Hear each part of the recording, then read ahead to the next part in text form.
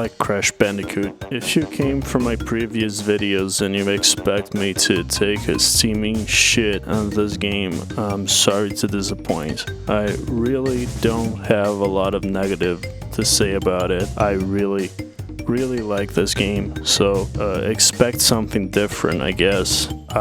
This is mostly gonna be me sucking Crash's dick, metaphorically, just making that, clear. I'm not a furry. This was the second game I've ever played. The first one was Lion King on the PS1, so it might as well have been the first. Even as a dumb little child who had never played a video game before that, I could tell the level of quality here was not really comparable. The first few levels of this game are deeply ingrained in my mind. Not just the level design, the feeling of them. All of that worthless exposition no one cares about is to say I really like this game. I love the entire Naughty Dog trilogy really, but I especially love the first game. The other two are faster, more complex, but I still can't help but like the first one the best, and I want to explore that idea. Crash Bandicoot is a game that needs no introduction. It was one of the 3D games. Crash Bandicoot is a 1996 platform game developed by Naughty Dog and published by Sony Computer Entertainment for the PlayStation. The player controls Crash, a genetically enhanced... Okay, no, screw that. Crash 1 has a bare bones title screen, so I get to make a bare bones video introduction and say it's meta or something.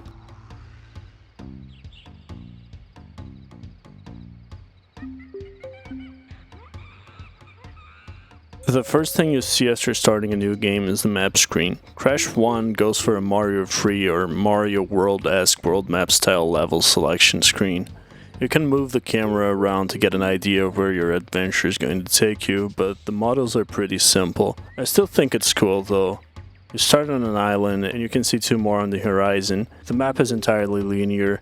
The only branches are the two secret levels you can unlock, but they don't really lead anywhere or offer shortcuts or anything. The game doesn't really show you any cutscenes at first, you just get dropped right into the map screen. If you want some context, you have to wait around on the title screen for a while and the introductory cutscene will play. Basically, Crash is being experimented on by two evil scientists, Dr. Neocortex and Dr. Embryo. Expect a lot of shitty puns with the names of the scientists throughout this series. He escapes and now his very well endowed girlfriend Tawna is up next on the chopping block. That's his motivation. The story is pretty simple in the first game, but it gets deeper as the series goes on. Dr. Cortex especially becomes a great character with a lot of personality, but I'm getting ahead of myself. Anyway, there's really nothing more to do here but enter the first level, which is Insanity Beach. This introduction is iconic.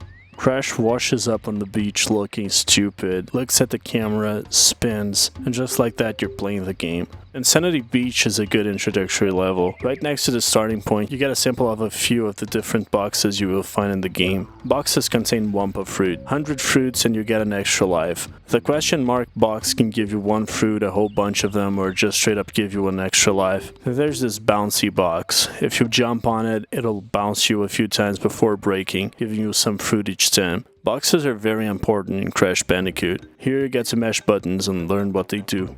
I like that you get two bouncy boxes here, so when you spin the first one and don't get shit, you might think to jump on the second one and then you will realize that you need to jump on them to get fruit. A little further ahead, this crab that walks left and right is the first enemy in the game. You have 4 ways to deal with it. You can jump on it a la Mario, you can jump over it and avoid it, you can spin on it to send it flying, or you can just walk around it since, this is a 3D game.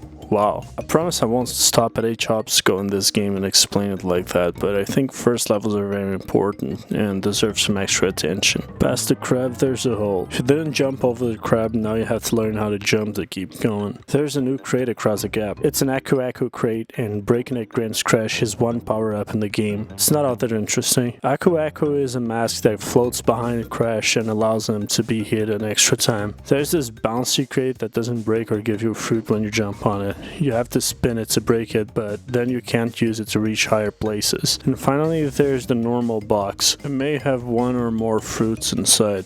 Exciting. If you've been spinning these crabs away, the next one is positioned in a way that can send him flying towards a few boxes. Here the game teaches you that you can break boxes by flinging enemies into them. This is hardly ever really built upon, which is a shame, but I like the way they teach you this so intuitively. Then there's these stairs that you can climb more effectively if you use the bounce you get from jumping on boxes. Anyway, if you don't suck to the point of getting hit by one of the fucking crabs in the first level, you should not have 2 masks, and Aku Aku will sparkle a bit. This means you can now take 2 extra hits. You have to be really shit at video games to not have 2 masks at this point, but let's be fair. If you were a 5-year-old and this was your first game, you'd probably be shit at video games. There's a third mask here.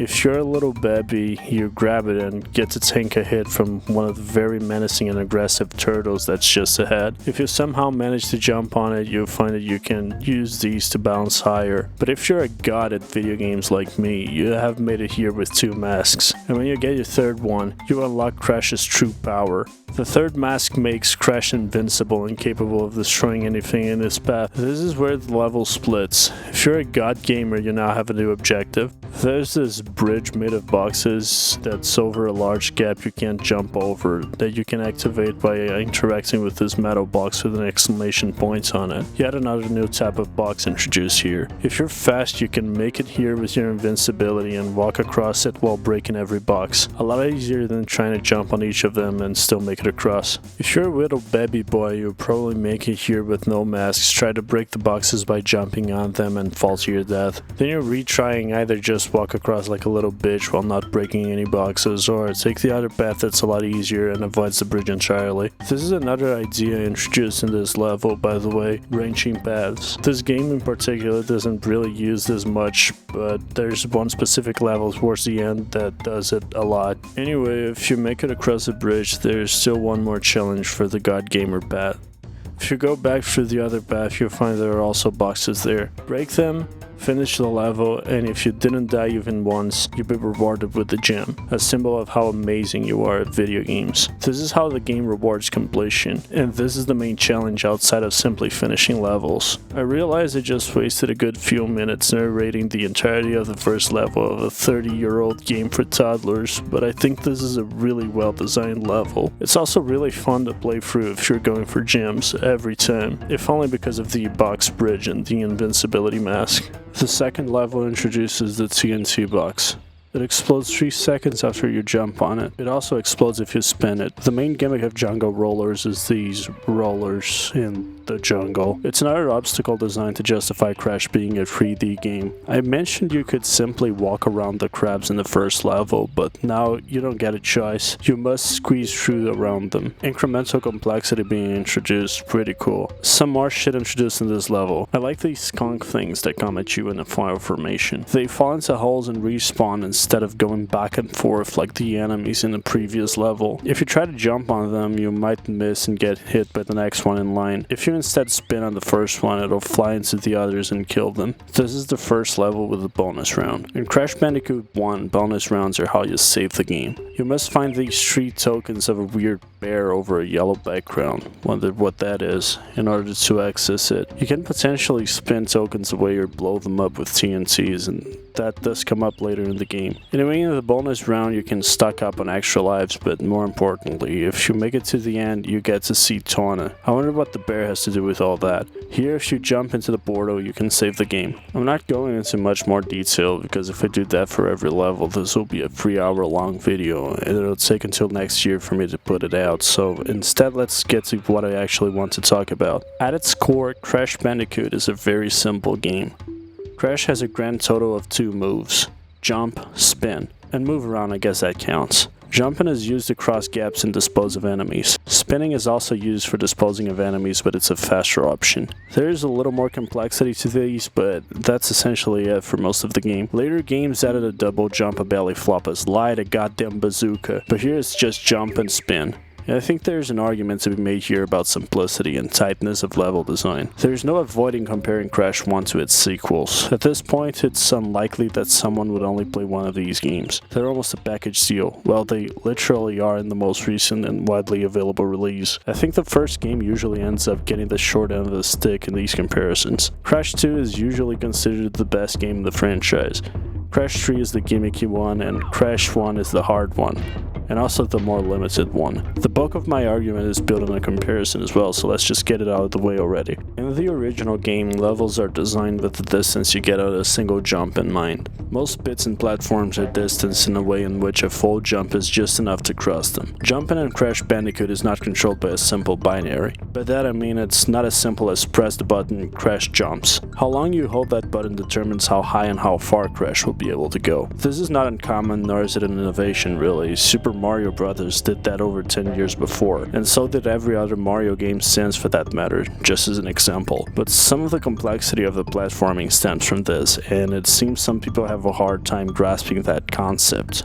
It doesn't take long to hold the button enough to trigger a full jump, and at least my instinct when I'm playing a platformer is to hold the button for the duration of the jump, though admittedly this might be just because this was one of the first games I've ever played. Still, with how influential Mario is, I'd say it's pretty safe to assume most people who play platformers are used to this. With that assumption, most jumps in the game are designed around a close to full jump. The challenge and the mix-ups then come from jumps that require shorter hops. The fact that you can control Crash in midair with quite a lot of precision means that even an inexperienced player who is not capable of measuring the amount of time needed to accomplish a certain distance with a jump while holding forward is able to instead perform a full jump and simply aim Crash to where they're trying to land. This is where I'd argue most of the complexity in the game's platforming comes from, and what defines the difference between inexperienced and experienced players, as well as where the skill floor and ceiling stand. Of course, this is not getting into speedrunning tech or whatever, which is even crazier, but I don't really think it's relevant for what we're discussing, since the zigzagging tech that speedrunners use was very clearly not intentional. In Crash 2, the slide is introduced. Press circle or R1 while moving and Crash will slide.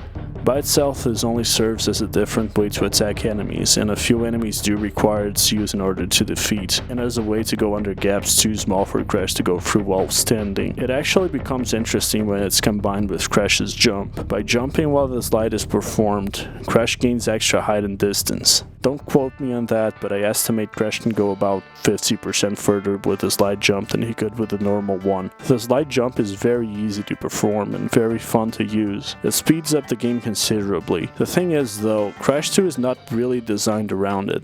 Crash 2 is built in a way that would allow for Crash to make his way through the entire thing, save some optional content, with only his original moveset from the first game, and the slide I guess, for dealing with enemies. At least if you ignore gem requirements, and even then, it's only a handful of instances when those moves are required. I imagine this was a conscious decision made as a way not to alienate younger players. This is, after all, a children's game from 1997. The slide serves mostly as a way to make the game more interesting and faster for more skilled players, which is fine by itself. The problem arises when you consider that the level design cannot simply ignore one playstyle at the expense of the other. The result is that there are no obstacles that require or really take advantage of the expanded moveset for the most part, and at the same time obstacles must be spaced in a way that accommodates for a jump that goes 50% further than necessary. Because of that, levels in Crash 2 feel a lot more spaced out. Of course, a natural consequence of that is that the game is made easier because players get a lot more opportunity to catch their breath. None of that is to say Crash 2 is bad, or that those changes are bad for that matter. I think this will be a matter of personal preference, and not of the hard equals good mindset. I think the slide jump is a great idea, and I think it feels great to use. I also feel like its implementation wasn't really great. As it stands, it feels more like a cheat button that makes every jump easier if you have enough motor skill to manage an extra button, which if you were a 5-year-old playing this game in the late 90s might not have been a given, but that today most certainly is. I also appreciate Crash 1's slower, more methodical gameplay style. This might come down to expectations because in other instances I appreciate more aggressive, faster games. I like the Mega Man Zero and ZX games a lot more than like the X series, for instance. It just so happened that I played ZX before X, and it just so happened that I played Crash 1 before Crash 2. If you will allow me another dumb comparison comparison, Dark Souls 1 and 3 or Dark Souls 3 2 Elden Ring. In this instance, I like this lower, more methodical game. I just kind of wanted to illustrate that I feel like this comes down to personal taste. There is merit in creating a more complex moveset, but there is also merit in toning it down and really focusing on only a core few ideas.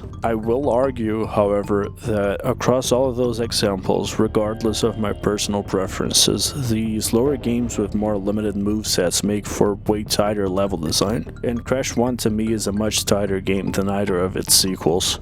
This reminds me, Crash 1 actually has 2 direct sequels. Yeah. I focus this comparison on Crash 2 because I feel like Crash 3's problems are much worse than simply not having level design as tight as the first one, like half of the game sucking absolute ass. There's also a second new move introduced in Crash 2 which I didn't really go into, but this video is supposed to be about how much I like Crash 1, and so far all I've done is shit all over one of my favorite games instead. The belly flop is not really a great inclusion, but I don't think it plays a big role in how the levels were designed in Crash 2, and so I don't feel like it's very relevant to bring up here. I want to talk about each game in the trilogy eventually, so I'll save that for later. Anyway, where were we? Level 2? Shit. If you made it through that, you must be into this sort of autistic breakdown of stupid games for little children, so like and subscribe and shit, because I'm all about that and I want to make more videos about that sort of stuff. And click the hype thing. I don't even know where that is. Is it even working? Anyway, do that if you want. Level 3 is the Great Gate, and this is where my Crash 1 adventures as a child usually met their end. I don't mean it's a difficulty spike, I just mean it was really bad. Anyway, I like this tribal aesthetic. Man, I just love the way this game looks. I'll quickly point out the metal bouncy box here for the sake of consistency. It lets you jump high and cannot be broken, so it doesn't count for the box total for the jump. In this level, Crash has to climb this huge palisade. This is the first level in the game that is pretty much just a 2D platforming level. With the exception of the very beginning, there's no reason besides the graphics as to why this couldn't have been a level in, say, a Super Nintendo game. I feel similar levels later will present themselves in a similar manner, but still allow for some creative use of the 3D engine. But here it's just a side-scrolling level. The music and ambience are great. One complaint though, there are some cycle-based obstacles here that you can't really avoid. In my amazing 10 out of 10 flawless review of Sonic Adventure 2 you should watch later, I bitched a little about cycle-based platforming, and I'll admit, it is definitely here as well. For the most part, the waiting around is minimal, but I'll still complain. Fortunately, most instances of this are obstacles that will simply damage and not outright kill you. So if you're good at managing your masks, you can sometimes take a hit purposefully to skip the waiting around. This is useful if you're going for the time relics in the Insane Trilogy. Wait, what? What is that? Another tangent? Oh shit, no, anything but this. No! So yeah, we've been playing the original PS1 releases of these games so far, but most people nowadays will instead play the 2017 remakes by Vicarious Visions. Mostly they're a graphical update, and mostly they do a fine job of that. Most areas look good, some look bad. I dislike some changes, but for the most part they're a good way to play these games, especially if you've already played the originals. A big point of contention is the fact that the remakes use an entirely new physics engine and entirely new collision. A very common complaint is that Crash's hitbox is now a pill. Basically, he's prone to slipping off of edges. It's annoying at first. I won't lie, I was pretty pissed at this remake when I first played it back when it came out. I'm happy to announce, however, that after 8 fucking years, God damn it, I don't want to be old, please take me back. Well, after 8 years of mainly playing these versions of the game, mostly for the sake of convenience, I can say that this is really not a big deal at all. You get used to it pretty quickly, and it's not like it actually breaks any of the level design. The one undeniably good change that the Insane Trilogy brought, I'd say, is the inclusion of time trials for Crash 1 and 2. So, Crash 3 had time trials. You run through the level. If you're fast enough, you get a MacGuffin to show your friends how much of a virgin you are. Fun. Now you get to do that in Crash 1 and 2 as well. I've seen people argue Crash 1 wasn't built for this, and yeah, it kind of wasn't. I still think it's fun. You're forced to optimize movement to a much larger degree in this game because the level design is so dependent on cycles, so missing one means a whole lot of time loss. It actually works surprisingly well, and yeah, you should probably try it if you already played this game a trillion times. Yeah, anyway, the N. Sane Trilogy is fine. It's how I usually play the games nowadays. I think it makes up for the things it fucks up with things that it does really well. It's not a bad way to experience these games, but I'd still urge you to play the originals at least once for the sake of historical context, I guess. That's why this video focuses on the original release. I don't know, man, I'm just a nerd. That matters to me for some reason. Okay, tangent over. We're almost done with level 3. One last thing I want to point out of these mysterious little sparkly glowy things floating around near the exit. There was one in the previous level as well. I wonder what they could be.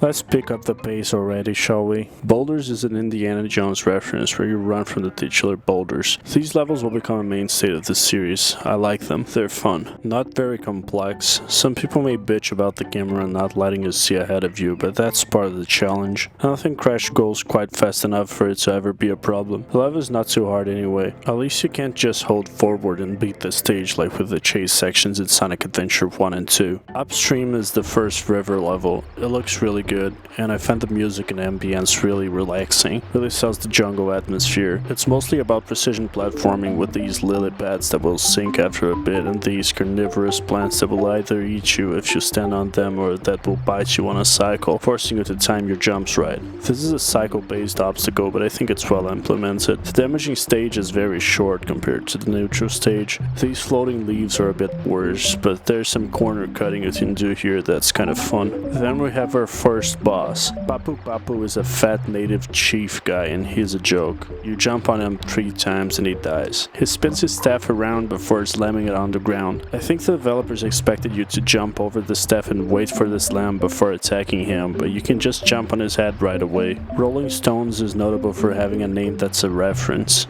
This is the case for most stages in later games, but this is the first time in the series they did this.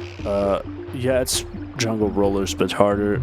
It's fine. It also introduces a collectible I'm convinced has to do with some sort of cut content. Along with the bear tokens, you find tokens with the face of Cortex as a system embryo in this level. Collect 3 and you'll be taken to a bonus round that's pretty challenging, and completing it gives you nothing.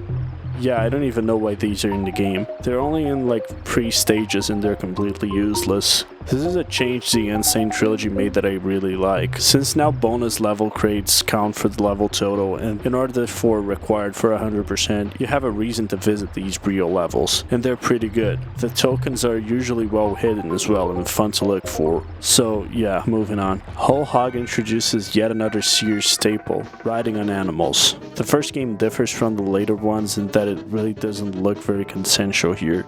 So yeah, the Hog stages are pretty much auto-scrollers. You can't really accelerate or anything, you just move left and right and jump. It's quite well designed and fun actually, with not many dull moments. It's quite fast-paced. The challenge comes from quickly deciding how to deal with the moving obstacles. It's also known for some shitty hitboxes you have to watch out for if you're going for the gym. If you miss a box after a checkpoint, you have to restart, which makes it a bit annoying in the original. And finally, we get to Native Fortress, the first real roadblock in the game. This is Cycles the level. 2 cycle-based obstacles make for most of the difficulty here. The giant cactus things and the bouncy, jumpy fire platform things. The level is divided into vertical and horizontal sections. In the horizontal stretches, the level design builds on those 2 aforementioned obstacles, as well as on these slippery ramps that force you to pay attention to Crash's position as you time your jumps to deal with the other obstacles. This helps make the waiting around a little less boring, as simple as it is. I think it's a pretty elegantly implemented mechanic. Beyond that, there are some enemies that don't pose all that much of a threat. The vertical sections are not as punishing. You can't really die here, just fall down to a lower level and lose progress. Crash has to spin these platforms into place and use them to climb up. So there's an assortment of metal bouncy crates that require relatively precise jumps. The whole thing can be a bit annoying if you don't know what you're doing, but it's pretty satisfying to make it to the top. There's one part of the level that I think is responsible for a significant part of the deaths people experience here. These 3 fire platforms at the very end of the stage. So Crash can bounce off of a whole lot of shit in this game. Crates, enemies, these platforms we're talking about. If you hold the jump button before bouncing, Crash will go higher. This is very useful mostly because the extra airtime translates into extra time for you to aim your jumps. When you're dealing with precise platforming challenges, unless you're very comfortable with the game, you'll probably want to high bounce every time,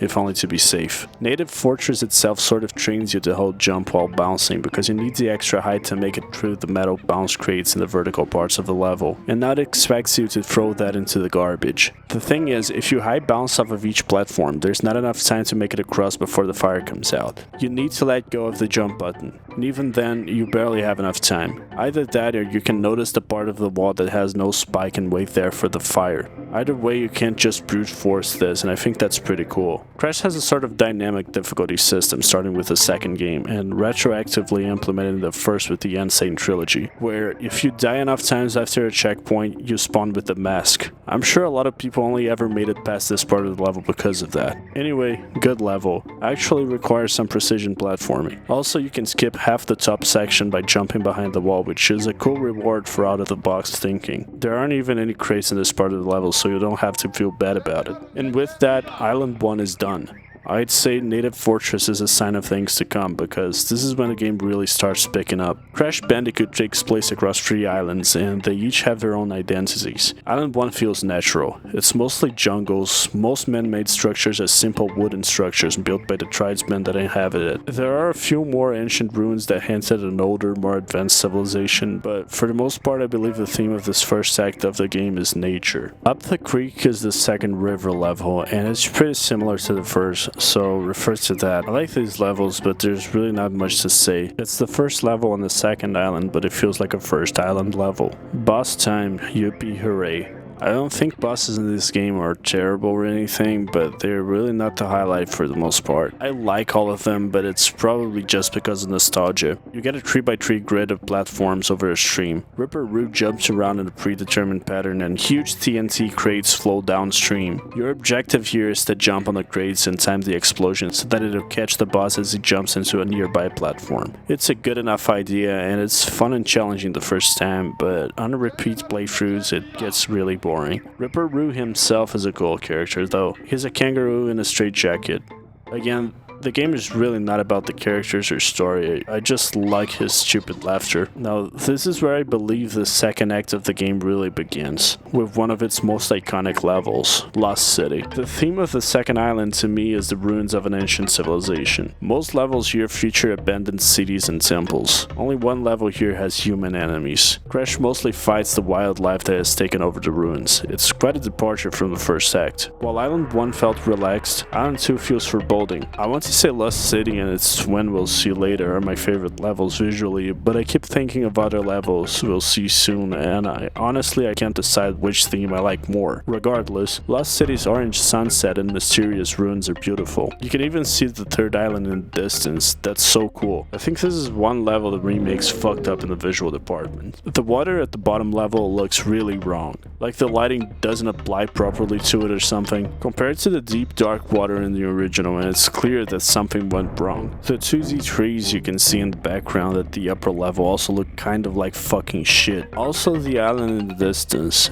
It's one thing for a PS1 game to have a shitty low-res image as a skybox. It's another thing for a game that was originally on the PS4 to do it. This is mostly me nitpicking, and most of this doesn't really matter. It's just that this is the worst example of fucked up visuals in the remake that I can think of, so I might as well bitch about it. The level still looks fine just because it's hard to fuck up completely with such a strong foundation. Gameplay wise, this is another Psycho heavy level, so I'll have to defend something I previously complained about in my Sonic videos again. Basically, there are 3 main obstacles in Lost City and its brother level Sunset Vista that are Psycho based. First, the retracting walls that can block Crash's way and push him out of the level if they happen to come out while he's passing through. These are fine because you can mostly literally get around them by using the power of the 3D engine. You jump towards the screen and take advantage of all the control you have over Crash in the air to make him land safely back on the stage. The game even teaches you how to do this in a very intelligent way by showing you a box behind a metal wall right at the start of the level. You can only get to them by performing a 3D jump.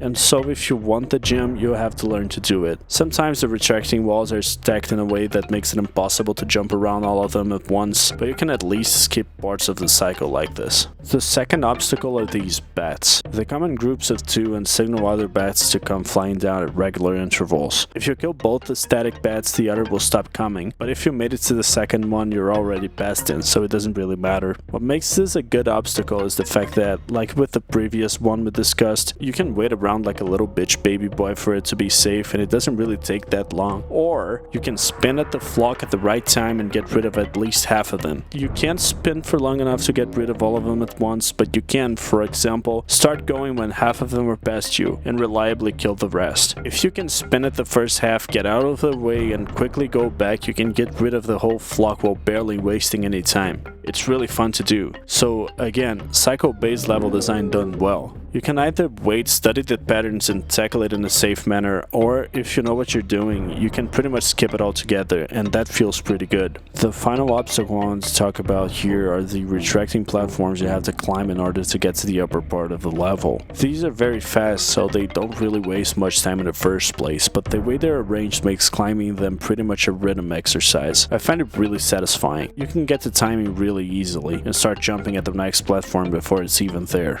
Man, Crash 1 is such a well-designed game. So, you beat Lost City, you made it through the entire level without dying, and you broke every box, including the one behind the metal wall at the very beginning. And surely enough, you get your gem. Only there's something wrong with it. It's green. Ooh, I wondered what that could mean. Well, whatever. Moving on. Temple Ruins is the first Dark Temple level, and it's one of the settings I was thinking of when I said I couldn't decide on my favorite theme. The deep dark backdrop, the crumbling ruins, the creepy statues illuminated only by torches. Man, just how huge is this temple if all we can see is darkness all around? The music is fantastic. I love it. The level has this hidden path that consists of invisible platforms signaled by a couple of fruits seemingly floating in midair. I think this is really cool and helps sell the atmosphere of mystery this level has going on. Temple Ruins definitely leaves an impression. And now we get to my personal favorite level in the game. I love everything about Road to Nowhere. The setting is unlike anything else in the series. This image of Crash standing next to the danger sign is iconic. The mostly white backdrop contrasts really well with the greens and browns of the rest of the game, and particularly well with the darkness of the previous stage. It doesn't feel comforting though. If anything, it feels even more lonely than Temple Ruins. The mist below obscures everything around you, besides the quote-unquote bridge you have to go through. A bridge that barely serves its purpose anymore. It's been abandoned for so long it has completely fallen apart. There are no human enemies here again. Whoever built this is long gone. In fact, the only living things besides Crash you can find in this level are these very out-of-place boars that can apparently walk on air and that are completely invincible. Very strange choice of enemies. Ooh, could they be spooky ghosts? Out for revenge for what Crash did? But that's just a theory. Again! This is another level where you can see the final island in the distance. And once again it looks great on PS1 and kinda crap on PS4. The way I see it, Road to Nowhere is the purest level in the game in terms of platforming. There are no cycles, there's no waiting around, there are no enemies pretty much. I'd say the boars are more of an obstacle than anything. The whole challenge here comes from properly spacing your jumps. Remember before when I talked about the relevance of controlling the duration of your jump to level design in this game? This is what I had in mind. Simply holding jump and forward every time will get you killed here. You must precisely judge the distance between the loose planks to make up what remains of the bridge. Some of these fall off after a short time, so you have to be quick as well. These planks that are broken in half fall immediately if you land on them, so they're only there to confuse you pretty much. Going fast through this level is an absolute blast. You have to be always on your toes. You can jump on the ropes that support the bridge, but that's far from being an exploit that trivializes the level. If anything, properly jumping on and staying on the ropes is probably harder than doing the level normally, but it's always an option if, for instance, you're about to be cornered by one of the hogs. I think the ropes add an extra layer of complexity to a level that I already think is amazing by itself. I'm not sure a lot of people would agree with me here. I think this level is pretty infamous if anything. It's a pretty big roadblock for a lot of new players, especially in the Insane trilogy. I remember journals calling this the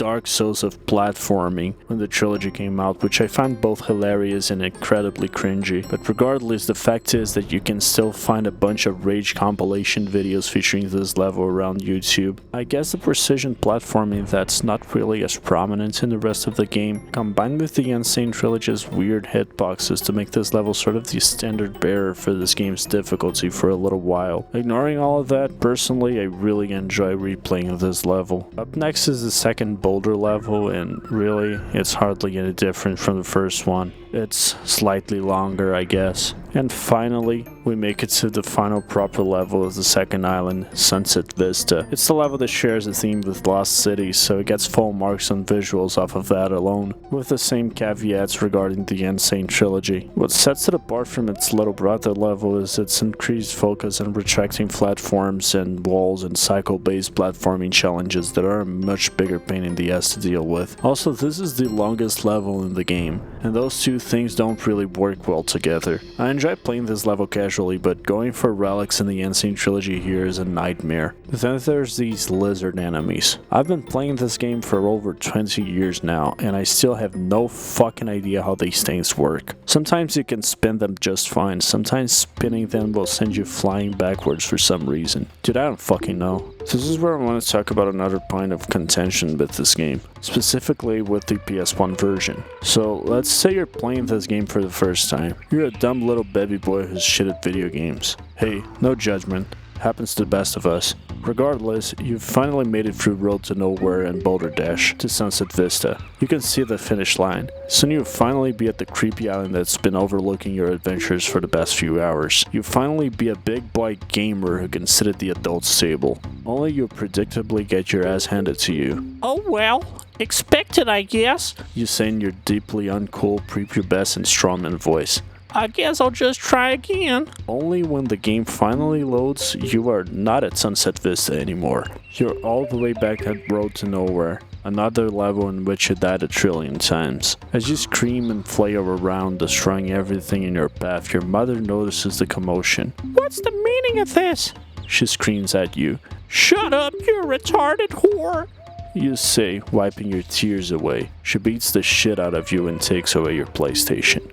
The worst part is, when you get a game over, you start again with only 4 lives, so your chances of making it through this gauntlet of levels is severely diminished unless you decide to go back to the first few levels to grind for lives. So what exactly happened here? As I mentioned way back in the second level, saving is tied to bonus levels. Bonus levels are not simply a way to score some extra lives. By beating them, you get to save the game, and not every level has a bonus level, so sometimes you'll be 2 levels deep after the last save point, and getting a game over means going all the way back. Also, if you die in a bonus level or fail to find the 3 weird bear tokens, you don't get to save. Since bonuses are inside levels, getting a save also only means you get to save progress up to that level, meaning you have to do it again. I don't necessarily hate the idea out of principle. I think punishment for death is something that has to exist, otherwise death is meaningless. But to what extent that punishment should go is an open question. I personally don't like how in more recent From Software games you get bonfires ahead of every single boss, for instance. I think runbacks were an interesting part of the earlier Souls games, but I can see how repeating the same trivial sections of the game over and over again can be annoying. Fortunately, if you hate the save system, you can just play the Insane Trilogy, as it reworks it into being more like every other game ever, meaning you can just save whenever you're not inside a level. On the subject of bonus levels, there's one more thing we need to talk about while we're in Sunset Vista. In this level, you find Cortex tokens along with the bear ones. Getting all 3 will take you to a different bonus level. Dying in this bonus round will kick you out, and you'll have to restart the level to try again in the original game, so that's pretty annoying. Completing it won't let you save, but will reward you with a key. This unlocks a secret level. How exciting. Let's go check it out. Should we really be pissing off these hogs? Do we really want a repeated Road to Nowhere? Well, whatever. Whole Hog is pretty much the same as Hog Wild. Obstacles are distributed differently, naturally, but it's not really any harder. They blend together completely. I can't think of a single thing one level does that the other doesn't. Pretty disappointing, really, for a secret level. Not that it's not fun, it's just, well, disappointing. With that little detour done with, we can finally go finish the second island. And all that stands in our way is Koala Kong. He is, a Buff Koala. Cool. The fight is kinda shit, to be honest. By far my least favorite in the game. It has a lot of waiting around. You have to dodge a few boulders. Koala Kong slowly throws at you. Then he'll slowly drag one of them to the middle of the side of the arena and throw at you. Only this time it'll stay there and he'll start flexing. You have to spin it back at him when there are no cards passing between you. Some TNT crates will fall from the sky to limit your dodging possibilities, but that's it. 4 hits and he's dead, but it's boring as shit while it lasts. And finally, the third island. Island 1 was about nature. Island 2 was about a lost civilization. Island 3 is an industrial hellhole.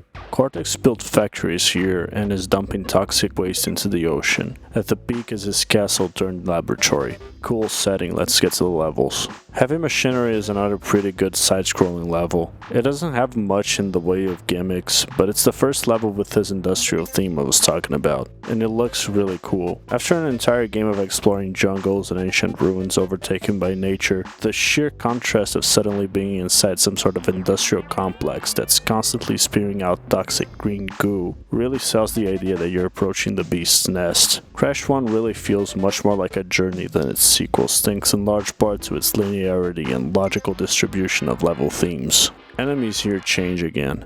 We previously dealt with native islanders and with the wildlife. Now we're dealing with machines, presumably built by Cortex and Brio. These come in the form of these flying drones that are either really useless in the case of the small round ones, or completely invincible in the case of the large UFO-looking ones, as well as these beetle-looking things that don't really pose much of a threat. Beyond that, this level features conveyor belts and exhaust vents, as well as heated pipes as obstacles. Cortex Power is a unique level, with no counterpart that shares its theme. In fact, every level in this factory section, except for Heavy Machinery, is like that, and that makes this a very memorable part of the game. It's a really weird level. It features branching paths, something we last saw in the very first level, Insanity Beach, and it takes the idea a lot further. A lot of these paths we can't take right now because of these weird sparkly things. Gee, I wonder what those are. Some paths take you to these metal switch boxes guarded by gangster rats firing guns. Pretty cool, I guess. Generator Room takes place in this dark room filled with these monitors showing Cortex's face in a loop. This is another visual that was completely fucked by the remakes. Cortex looks really creepy in the original.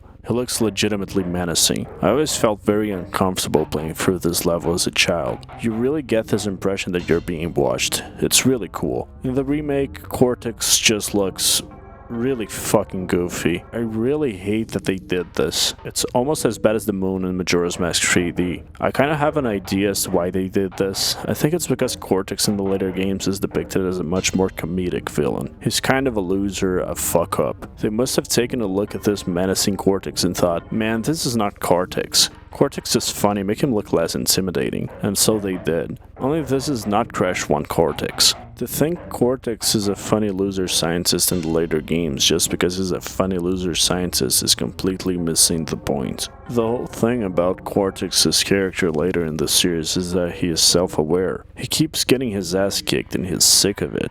He's aware of his depressing circumstances and he acts accordingly. In the first game, Cortex was legitimately a menace. Well, either that or they just didn't put any thought into it and just slapped a new model there. Whatever.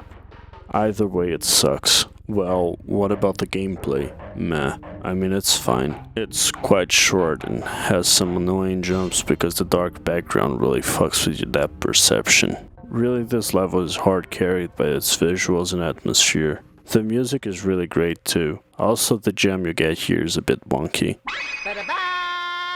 And beyond that is the final level of this little factory section. Toxic Waste. Another really weird gimmicky level. Not a bad one, but I'd forgive you for thinking that once I tell you about it. So, picture a straight line. Now add rolling barrels. Now add a few bouncing barrels. That's it. There's nothing more to the level. And yet it's actually pretty fun somehow. In the original it can be a little frustrating to deal with the bouncing barrels because it's kind of hard to judge where exactly they'll land each time. In the remake they added some damage to the floor to help with that. Also more gangster rats. I don't know if they're actually rats, I don't think they are, but you could tell me any animal in this game is supposed to be a rat and I believe you. I think furry artists just draw the same anthropomorphic animal every time and call it whatever the fuck they want. The fact that Crash was originally supposed to be a wombat and all they changed about his design when they decided to make him a Bandicoot was to remove a few spots from his back is proof enough of that for me. Anyway, simple, fun level with yet another amazing music track. Also, you get another mysterious color gem from this level. I sure wonder what those are for. Now we're almost through the factory, and all that stands in our way is a boss fight with the gangster rat boss, Pinstripe Bataroo. You've seen his portrait splattered around the previous few levels as well as his goons. Apparently Bataroo is an animal, so I guess they really weren't rats after all. It's not a great fight mechanically. You hide behind these chairs and wait for him to stop firing his Tommy gun. Then you beat him up. At the same time you're hiding from a gangster rat shooting a Tommy gun, and that's pretty cool. There's another visual here I love in the original game that I think they fucked up in a remake. When you deal the final strike to Pinstripe, he'll spin around firing his gun and riddle the glass behind him with bullet holes. It looks really cool on the PS1. The animation is snappy, the texture is stylish. It just looks kind of like shit in the remake. In fact, the whole fight looks a lot worse in the remake. The bullets look like they're traveling in slow motion. In the original, though, the visuals are top tier and make this a very memorable fight, if not a very interesting one in terms of gameplay. And that concludes the first part of the final island. The scenery will change here again in a bit, but for now here's the second Breach themed level, the High Road. Its gimmick is that you're supposed to bounce off of turtles to cross gaps too wide for Crash to simply jump over. It slows the level down to a crawl, and getting enough distance to cross some of these takes some practice. Some people have a lot of trouble with it. You can try to use the rope instead, and while I think that makes the level quite fun, it comes with its own set of frustrations. I can see why someone wouldn't like this level, and while I think it's not as good as the first bridge level, I still enjoy it. And then there's perhaps the most infamous level in the game, Slippery Climb. This level is awesome. Before the Insane trilogy came out and all the little bitch baby boys got filtered by Road to Nowhere, this was pretty much unanimously thought of as the hardest level in the game. The problem with this level really comes down to the fact that it's really long. The second longest in the game, only behind Sunset Vista according to time trial times in the remake, and that it only has one single checkpoint. Even then I don't particularly find it that bad, to be honest. This is another cycle heavy level, and most of the challenge comes from timing jumps properly with retracting platforms and stairs as well as rotating sets of platforms. It's a very pure platforming challenge. It also introduces Cortex's lab assistants as enemies, and these will keep showing up in later games. But what I really think makes this such a memorable level is, again, the setting. The Insane trilogy introduced a previously cut level that we'll talk about later that shares a theme with Slippery Climb, but as the game was when it released in 1996, this was another unique level. I love rain. I love rain in real life, and I love rain in media, movies, cartoons, video games, you name it. I always find the rainy scenes to be some of the most memorable, so the stormy outside of Cortex's castle wall stuck with me immediately from the first time I saw this level as a child, and the music is also really fucking good. The whole thing is so atmospheric. This level is the shit, easily one of the best in the game. Let's take the opportunity to also talk about Stormy Ascent. This level is well known for having been excluded from the release of the original game despite being ready and playable, supposedly for being too difficult. It had been accessible via cheat codes for years, but with the Insane trilogy it was finally released as DLC. And yeah, it probably is the hardest level in the game. Definitely the longest, but I don't think it was hard enough to warrant being cut like that. I think if this level was in the original it would have been fine. Probably would be well remembered as an iconic level even. In terms of obstacles, it's very similar to Slippery Climb. Some of the platform patterns are a lot more demanding, and the level feels like it's spiraling around itself as you climb up and down and keep going and going. I think it's a great level and a good reason to play the remake. And keeping on the theme of masterfully atmospheric levels, this is Lights Out. There have been quite a few dark levels in the game so far, but here darkness is an actual game mechanic. You need Aku Aku masks to generate light in this stage. If you get hit, you can't see shit. If you take too long, you can't see shit. It's pretty tense, really. I like it. Otherwise, this is a very simple level. You get moving and falling platforms over bottomless pits, rats that don't really pose much of a threat, actual rats, not Bataroos or whatever, I think at least, and swinging axes. None of these would be a big deal without the darkness gimmick, so I'd say it works quite well as a gimmick. Lights Out has a twin level, Fumbling in the Dark. which you can unlock by getting the key in the next level. I'll just talk about it now because I don't want to have to revisit this theme later. Fumbling in the Dark is one of the hardest levels in the game. Well, it's not if you're just trying to get through, but in the original Crash Bandicoot there's no real reason to even play this level if you're not going for the gem, as it leads nowhere. And making it to the end in a single life is really annoying. This is by far the gem that took me the longest to get. A few things contribute to this. First, there's a good deal of boxes hidden behind the starting point of the level. You have to make a series of somewhat unintuitive jumps to get them, and you have to do that every single attempt. Second, the level gets really stingy with the Aku Aku masks. They're spaced out just enough so as to leave as little time as possible for you to breathe. You really have to rush if you don't want to be left in the dark. And third, this is one of the only instances in the game where you have to pay attention to where you launch the enemies you spin away. Fumbling in the Dark is a very linear level in the most literal sense. It's just a straight corridor.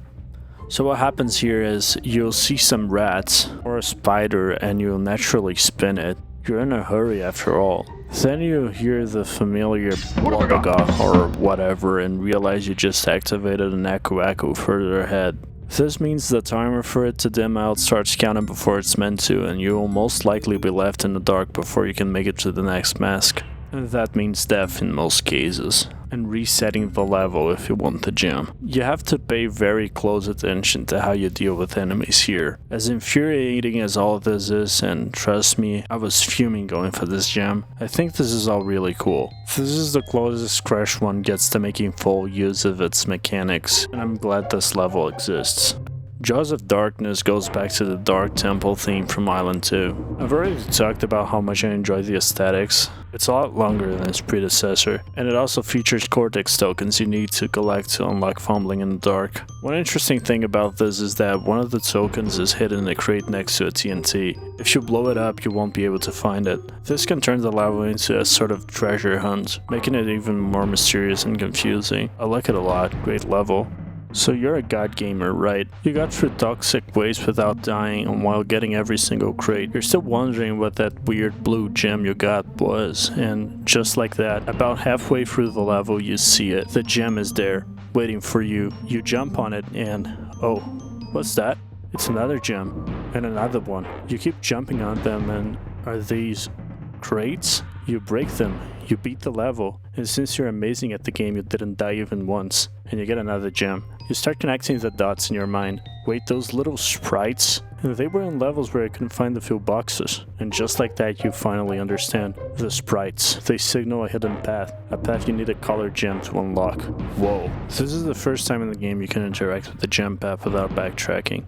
At this point you might choose to backtrack and collect some of the gems you missed. We're still missing a few colored gems and we'll only be able to get them after beating the final level, but we're almost there. There's another difference between the original game and the remake worth mentioning at this point. In Crash Bandicoot you have to collect every crate in the level and complete it without dying in order to earn a gem. In the N. Sane Trilogy the Note That requirement was removed to make the game more like its sequels. The exception is the colored gem levels. You still have to get a perfect run in order to earn these gems. I think this is a decent compromise. I don't really mind it. The levels with the colored gems are some of the longest and hardest in the game anyway, and you won't be spared from completing those without dying if you want to 100% the game.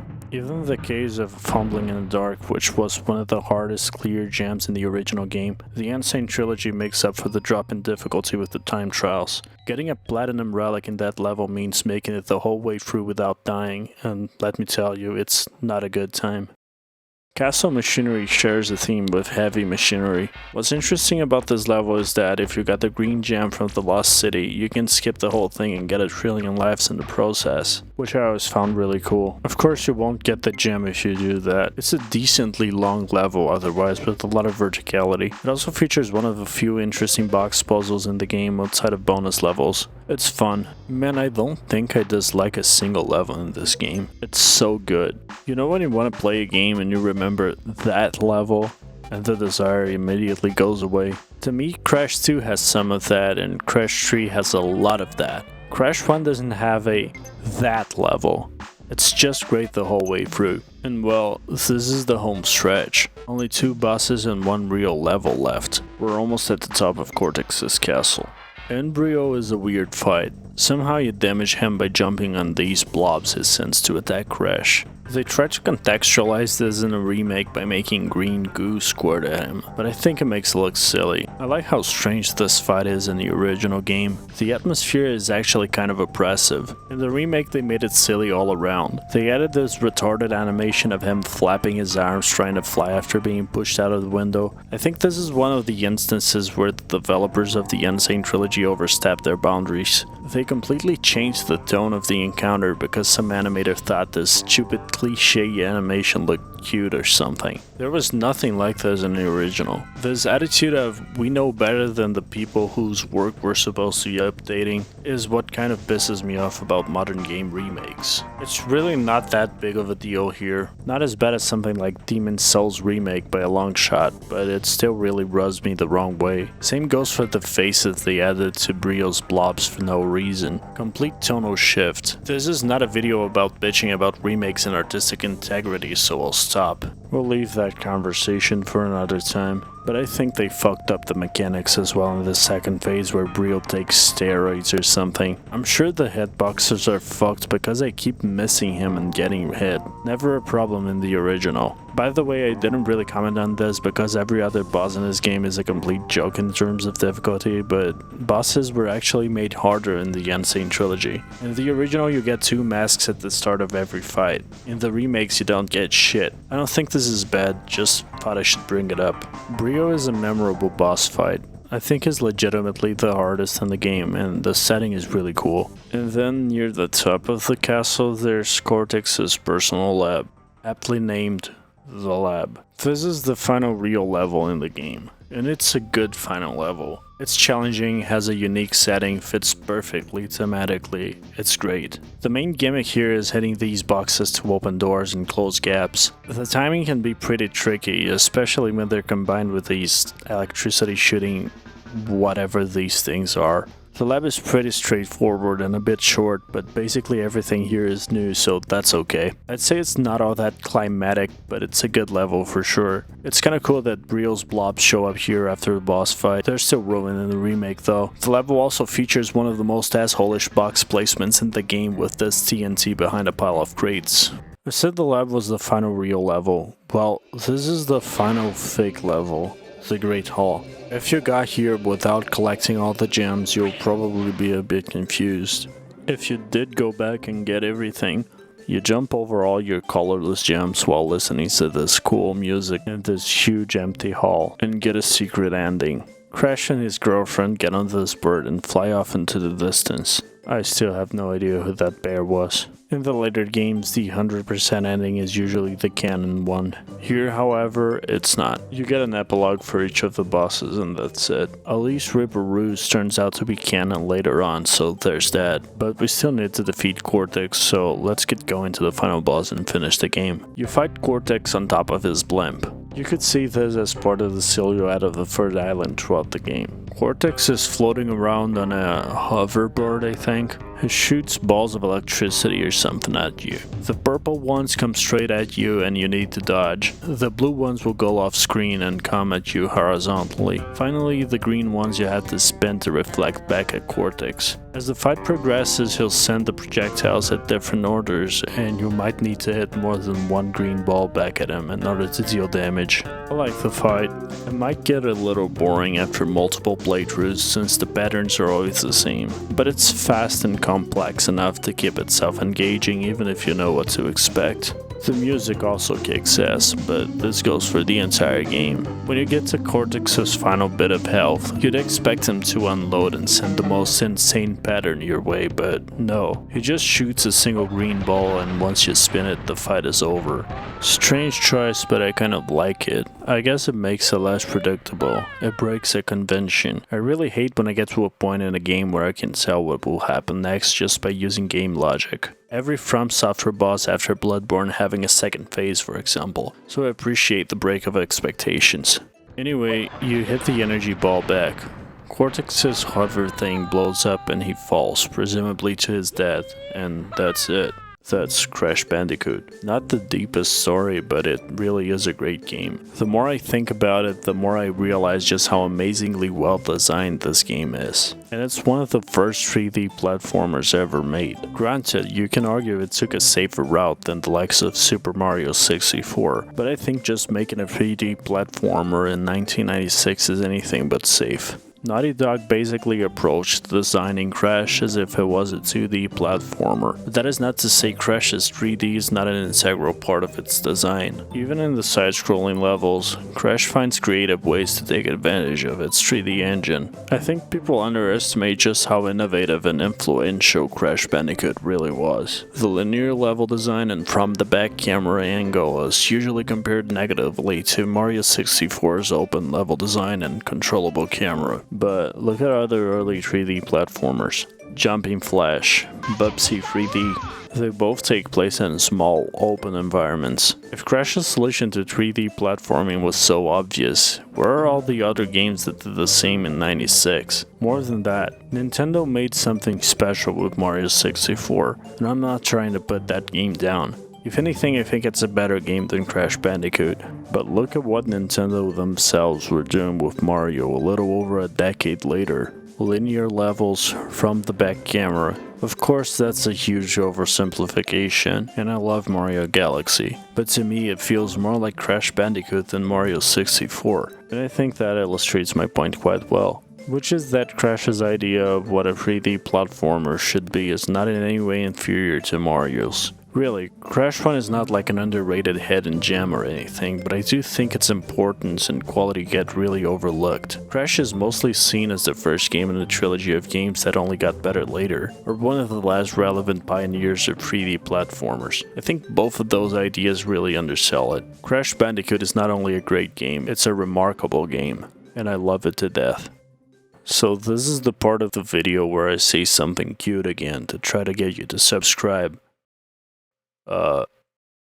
Subscribe. Bye.